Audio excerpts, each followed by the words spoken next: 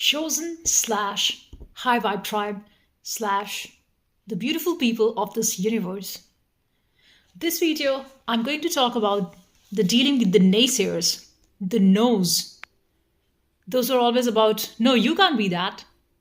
Those were always about making fun of others, especially on you, because you are focused on your own self growth. And then you find a lot of people and a lot of energy vampires and demons, especially if you're the chosen. You find them everywhere. And it's not a coincidence. Don't think that it's happening only to you. It has happened to all of the Buddhas. They had to go through the test of fire, wherein they had to prove that they were truly worth it. Are you truly worth the enlightenment? Because if the demons do not come around you to get you, if you do not burn yourself in that fire, then you would not shine out as gold. So do not run away from those demons. They come to test you. Be completely present. Be completely there till you break their spirit, till you have just taken their souls. And how you do that is, first of all, by not letting these demons and their negative energies get to you. Because this is the game of confrontation, of who wins. And you, coming from the source, coming from the light, because you are with the divinely energies, you must win. And it's not even about you. It's not about your personal name or ego that says, I got to win you, the demon. But of course, on the dual plane, that's how it is. Because on the dual game plane, you are depicting light. So for instance, you go to a workplace and people are just laughing for no reason. Because they want to basically test you, who you are. Do you really crumble to their cheap, lame laughters? Or do you show up as who you are? And your courage completely destroys the poor little petty games that they play. You're a person of character. You tell your truth, bold. You are like the beautiful shining sun. And what these cowards and cunts are, they all just come and be the background noise. So they just show you subtle form of hate because they are too coward to even have the guts and be about it and say, look, I don't like you. And they can't do that because their hate is purely judgmental. Their hate is because you're not like them.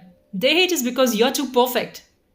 And they have slandered their lives away with lies, manipulation, cheating and manipulating each other. That's the narcissistic world. And yours is a world of truth. You believe in yourself. You believe in, if I need to learn some skill, I better put in the work. I better learn it the way how it's supposed to be learned. But that's not the way how the opponent plays. So you trying to expect that the world should be fair to me because you are fair to the world, that's not how it is. So I've been reading this great book called Hero by Rhonda Byrne of The Secret. And he talks about this, and I would read out. He says, naysayers are part of the journey. Recognize that if you are successful, if you're doing something great, people are going to love you and some people are going to hate you. I just see that as a sign of success. And then I'll quote from Peter Foyo. He says, it's a spectacular feeling to take a naysayer as a propelling factor of success. They actually push you faster to be happier and to be more successful. Lord Hamilton talks about this and how he used to take naysayers as a fuel. So if the naysayer said, you can't do that, and Hamilton would say, oh yeah, I can do that. That just drove me. I just spun it on its head and turned a negative into a positive. Because especially in my world, the naysayers were many and they still are. So see this, everybody goes through this. No matter you are so successful or you're a striving someone who's trying, who's still on the journey, or somebody who's doubtful and who is deep in the darkness. And watch this, the people who are trying to say you no are themselves somebody who has never truly gone for it all in. They've been living a copycat lives because they've been running away from themselves, who they truly are. So naturally, people want to learn from you, mimic you, but they want to throw up their hate. They think that they can stop you. But what they do not know, every obstacle that is thrown on your way, it might seem like a push backward. Like you might feel that I've been just slowed down because of this and that and what they did and how they reacted. And you are a sensitive being. So, of course, it affects you. So, you might feel that I've just slowed down my journey so much. And what's the point even in continuing? But know that, just like in a bow and arrow, the further you pull, and then the farther ahead the arrow propels. So that's the case. And the same thing is with all of these naysayers and you going forward. So if you've got a lot of haters, which if you are a chosen, absolutely that must be the case. Because people do not want to see somebody who is standing bold and strong. People would rather let you waste your life in comforts and cheap level comfort and just stuffs, but never ever let you get into a deeper journey for your true purpose for why you were born on the planet. And when they see someone like you who is so focused and driven, they hate you for that. They completely hate you for the fact that you are somebody who's living life out of meaning. Whereas they are just getting by slandering others' image just to show up that, look, I'm so much better off than you. Their job is like they want to tie your legs so that they can say that, look, I run faster than you. So that is the mindset of the negative minded people, your haters. And it's good that you know about them.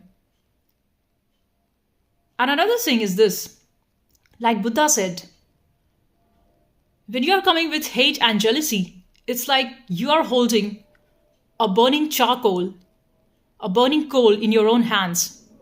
So before it burns the other person, it burns your own hand. So somebody who's jealous on you and who wants to just be throwing their negative vibe and negative mindset on you so that you do not succeed, they are the first one who suffer. So don't worry about how you should teach them a lesson, because honestly speaking, you do not have to do anything. You should just stay focused in your own journey. And your job is not to control them, not to control their poor behavior. That just depicts a miserable life that they are living. It's not about you.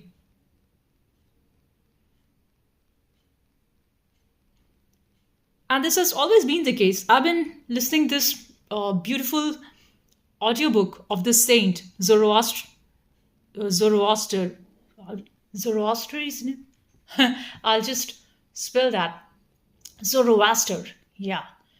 So he was a mystic, very much like Rumi, very much like, all these saints like Kabir. And he talks about this, like when he got enlightened and he came down, because 10 years he lived on the mountains. And after that, he came down so that he could teach the lesson of using your own true will. First of all, developing a will. And your will should be truly your own will and not the will of what society has taught you, of what the rat race works like. Just running for the comforts. Having a bit bigger share by snatching from someone else. By trying to rise up by bringing others down. That's the rat race mentality. That's how people live by. That's how these energy vampires and demons live by, feed off. Because they can never ever learn a skill. They do not have the belief in their own selves that I can lift myself up. So how they deliver their sense of image that I'm worthy is by tearing others down. If they do not put a question on your work that you have created, on some sort of whatever be your work that you have created, if they do not criticize that, then they do not get approved to say that I'm better off you, I'm better than you. So just watch out before you take a criticism. See if that is actually coming from truth, or is that just coming from pure jealousy. You should not want to take any sort of critics from someone who's not worthy in your eyes. So first of all, see to it, do you actually see them as a hero? Who are your heroes, by the way? Who do you actually look up to?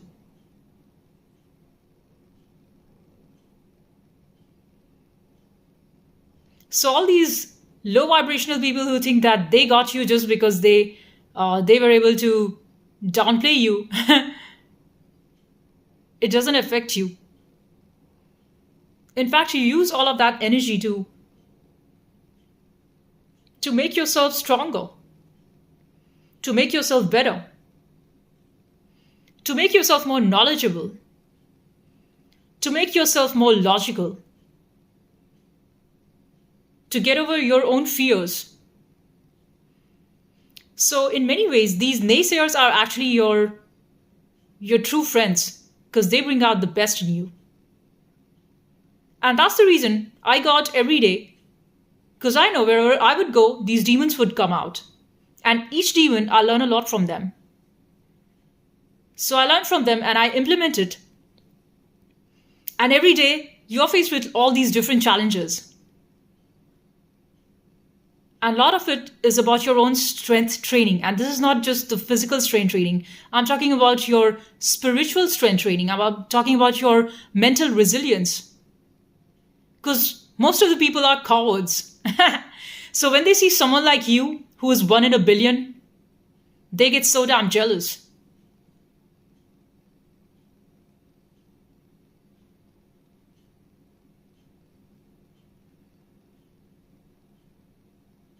This is a spiritual warfare. The warfare is not just about money, that I have more than you. It's far deeper than that. This is about the demons and the gods fighting.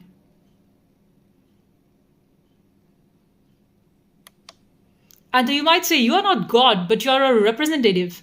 It's like if the God is the entire flame, the sun, you are a ray of the sun.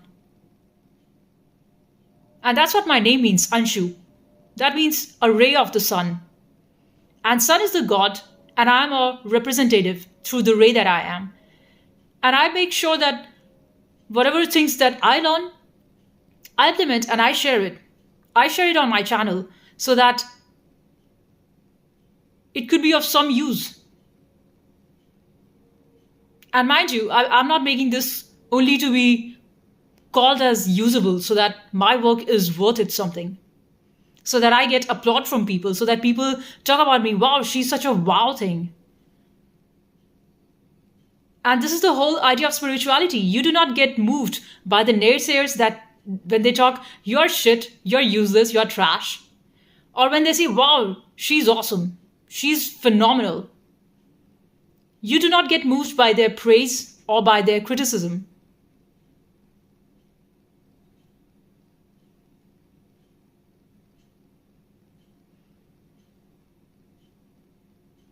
Your job is to confront your own demons and confront them all. The external demons are not just external. It's a lot of your own inner representation. Lot of things that you put on hold because you're scared of failing. And what is failing, by the way? Failing means you trying to make yourself less of what you could have been. It feels like death. When somebody tries to make you invisible. So what is actually happening?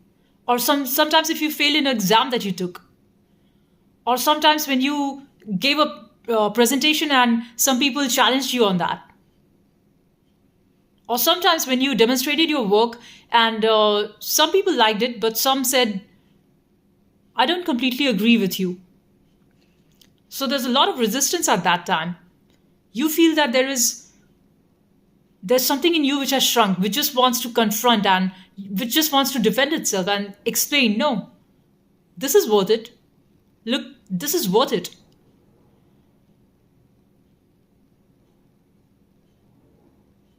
Or many times you not having the courage to actually face the real problem. So out of all these 10,000 and million problems of the world, the root comes from the I. And the source of all of the misery of the world comes from the I, because you've got a problem because you exist as I. If you did not exist, there would be no problem. And the whole question of spirituality and truth talks about finding yourself. Who am I?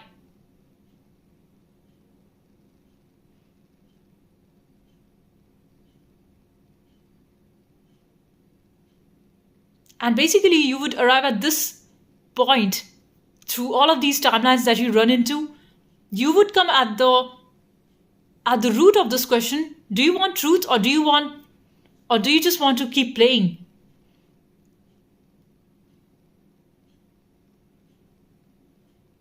And in a lot of in Vedas and Upanishads, it's been said that we took many lifetimes. And in all of the lifetimes, we have been doing the same thing, to preserve ourselves, self-preservation, but knowing fully well that you will die, and knowing fully well that you can never ever completely call yourself that you lived a satisfied life. Because no matter what you have will be taken away from you, sooner or later, including your own body.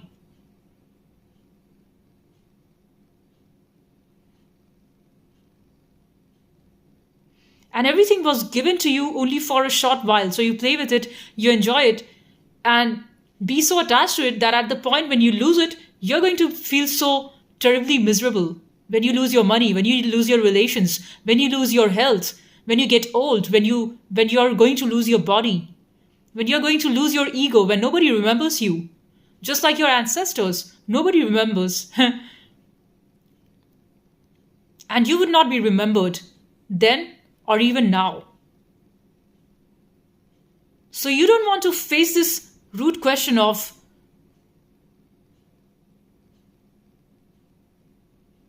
like, are you even important?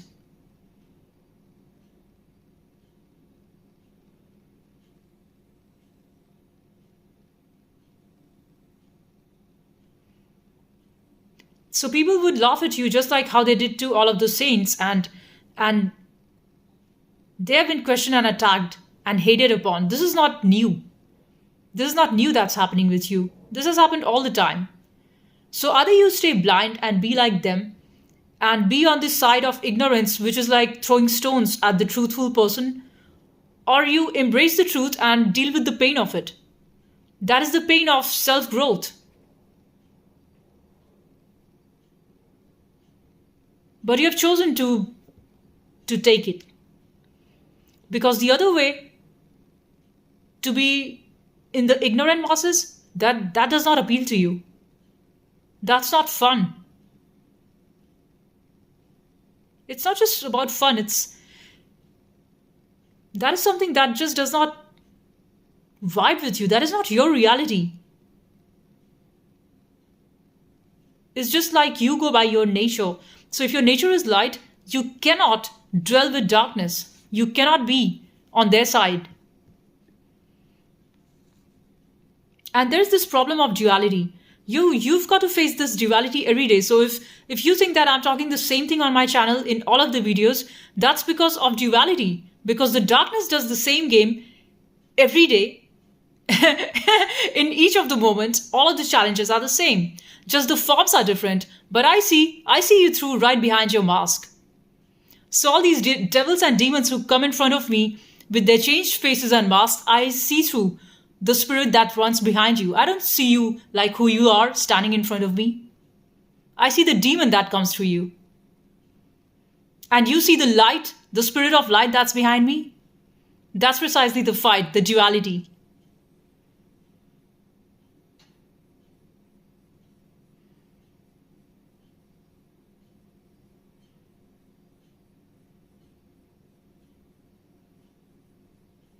And this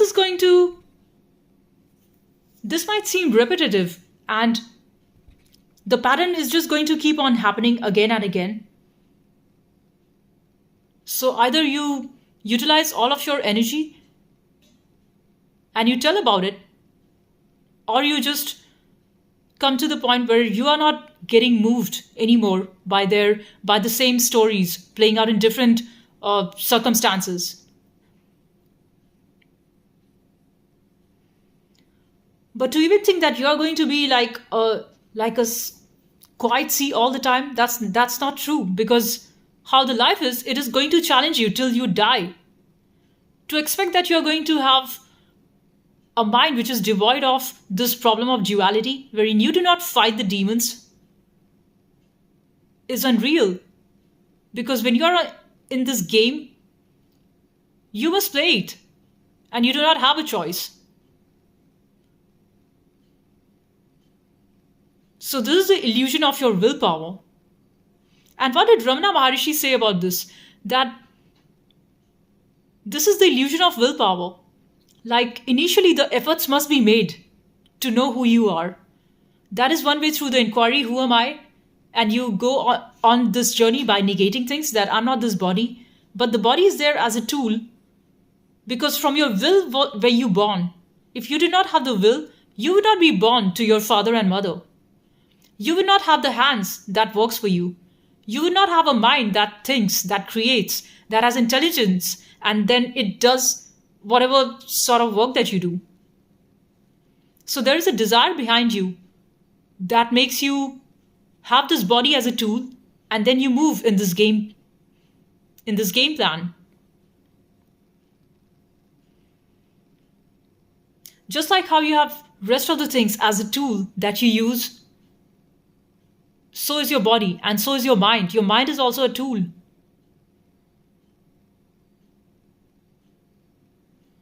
But then your mind is also not you. That's what this meditation talks about from the book Who Am I by Ramana Maharishi. And he says that you are not even your mind, because your mind is constantly changing. One time it's happy, other times it's sad because it has load of work to do, lots of problems to be solved, and you see life like it's a series of challenges and troubles that you've got to solve. And the naysayers, because they've got a lot on their plate and they do not have the intelligence left to sort it, they just think that bringing others down is going to keep them happy. But that invites them more disease and misery. And about you, you still feel that you do not have all of the answers. You do not have any of the answer. And if you look really close and you're honest, you come to this point of saying, I don't know. If you're truly honest, you know that you don't know anything. And whatever you know is only at the shallow level. But a dumb person is always going to act like they're going to laugh at you. Like when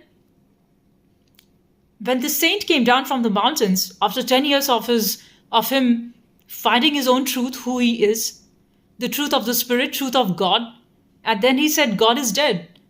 Because he did not mean in a way that God is dead like there's no God, but he said that God is there in the sense that he has given you the life, and then it's your job, and you must use your own intelligence and brain and your willpower to fight these battles, and not just put it as a scapegoat or run away behind a name of God and say that they will do it for me. Because eventually, if you do not work, nothing gets done.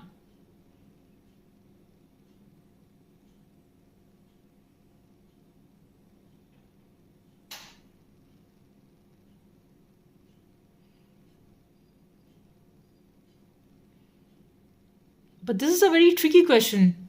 And even in Vedas, they do not talk about God like some structure or some entity which is going to tell you and give you the answers. And that's what Advaita talks about, that there is no duality, there's just oneness. But it's so difficult to see through. And if that oneness works through everyone, then there are people we don't like. And we have got some allies who help you on your journey. And then you've got some enemies who want to derail you.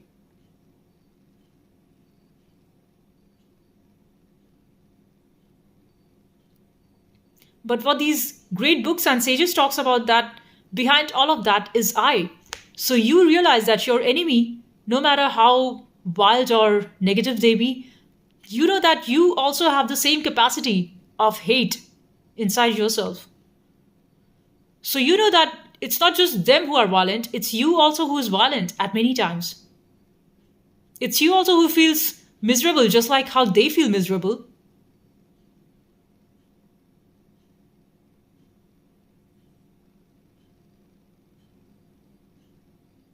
So basically, from that perspective, you drop the judgment.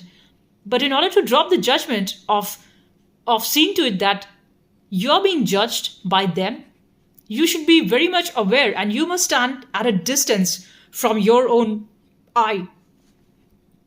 So when you see something like you have been put to test, or somebody pushed your buttons and they want to test you, or something like they're trying to do uh, they're not playing the game very fairly with you, then you must stay outside of yourself and watch this, like how you watch a game and you see yourself as a player. And only when you're out of this game, and then you can make the best moves for this player which is in this game of duality. And that's when you decide, okay, I think for this sort of attack which is done, this is the best way out how I can resolve it.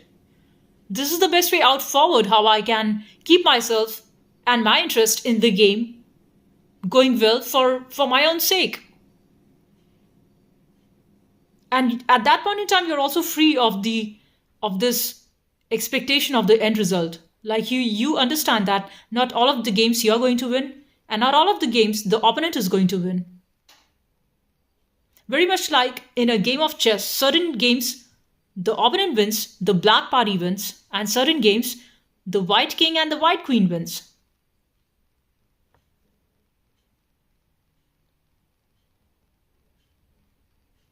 But that does not mean that you become so relaxed and now you do not put in the effort. The challenge with this whole game is that you are completely involved, and you're utilizing all of your brain cells, all of your intelligence, all of your awareness. You're staying sharp about it. But at the same time, you're detached. You're detached because you do not let your mind come in the middle and say, you're going too slow, run fast. So if you're running, you run. And you run to your utmost speed. You utilize all of your vitality, all of your energy. But you do not let your mind come in the way, because if the mind is coming in and saying, you're doing this wrong and you're doing this right, and you're running too slow, that means you have not actually utilized all of your potential. So the game is to completely turn on your potential, full mode, 100% on.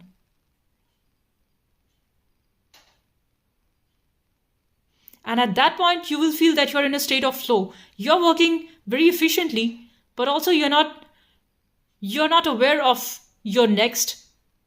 Like you feel that you're not there in that flow state. But you're so completely engrossed in the work, whatever it is. But to arrive at that flow state, to actually arrive at that wherein you are at your 100% peak performance is so difficult. Because before that, mind throws you thousands of challenges. That, oh, they are trying to distract me, they are trying to do this, why is this not working, I'm not feeling well today, I've got this and that going on, and all of that jazz. You've got to deal with all of that.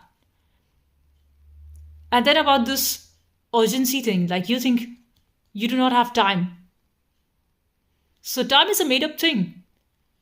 You might think that you do not have time, and if you think in an expanded state of awareness, you will think you have a lot of time. You would think you have 30, 40 years of time. 50 years of time to work. To work something that is valuable to you, that's your true soul calling. I'm not talking about the meaningless work, which just keeps you confused and deluded, which is not your which is not something that your gut tells you to do. Listening to your gut is so difficult because it tells you to do the most scariest of scariest things. And you're so scared to do that. You're so scared to plunge into that journey that people never, they are so scared. They never even think of going there because it feels like the end. That is the reason why people do not want to actually do something that is truly valuable and meaningful. Because you know that facing the truth means your death. Death not only in a physical way, your emotional death.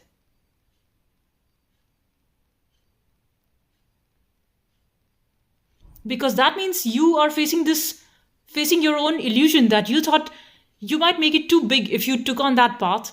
But actually when you started, you saw the worth that was so little. You saw the return that was zero. You saw the work that you put in was not what you thought you were. And that is the most dangerous of all failures. It's not the external world failing on you. It's you failing to your own expectations. That is the most disastrous of all things. And that's why people do not want to fall in their own eyes. So they rather keep that thing of beauty hiding somewhere as if you have got some other life to live. As if you are living two lives and you are thinking that let me finish over this partial life that I'm living, which definitely does not fulfill me, but it just keeps me going. Like to the external world, I'm like a perfect human that works, that earns, that has got these relations, that has got these things to do. But you know very well that none of that is actually aligned to your soul calling.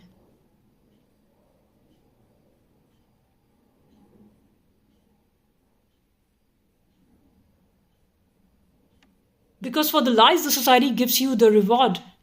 And for your truth, you are stoned. You are stoned to death for truth.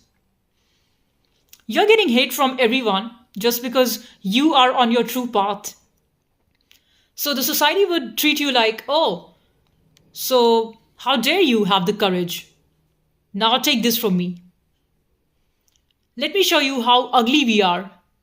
Because you dare to choose to be beautiful. Let me show you what ugliness is.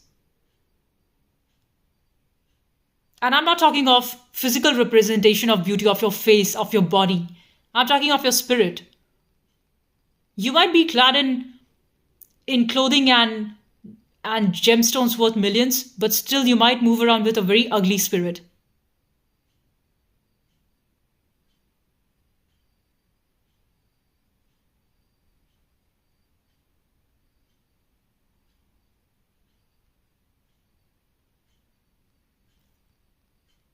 When the saint Zarathustra, when he came down from this mountain, and I was just listening to this story yesterday from his book from Friedrich Nietzsche, and he talks about this. When he came down to teach these people of what he has learned, and he told about the last man. The last man is just happy with consumption, consuming more money, consuming more material, consuming this and that, and pretending that that is success, while completely failing in his own life, in his own eyes. And then there is someone else, like this saint, who knows who he is. The awakened one, the enlightened one. So then everybody laughed when the saint told the story. And they said, well, we want to be the last man, who has got a lot of these comforts. Because with the comfort, at least I can say that I do not have pain.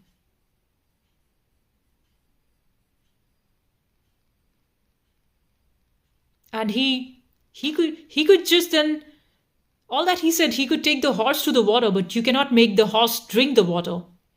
So if they were happy being in an ignorant state and just being happy in their miseries, then so be it.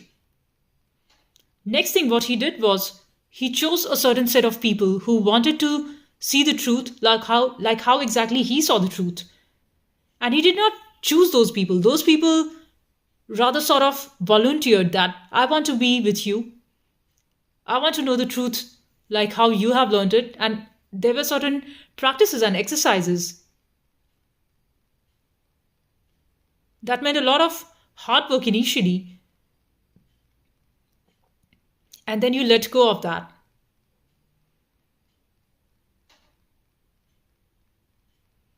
So whatever is the resistance in the work that you need to do, either physically or in your activities that you have to do, the first set is to clear up all of those blockages, and then you just go all in with all of the energy and all of the force that you have within yourself. That is your initial pull of your willpower. And when you have consumed all of that, consumed yourself basically, it's like you have eaten yourself up. And then you arrive at zero.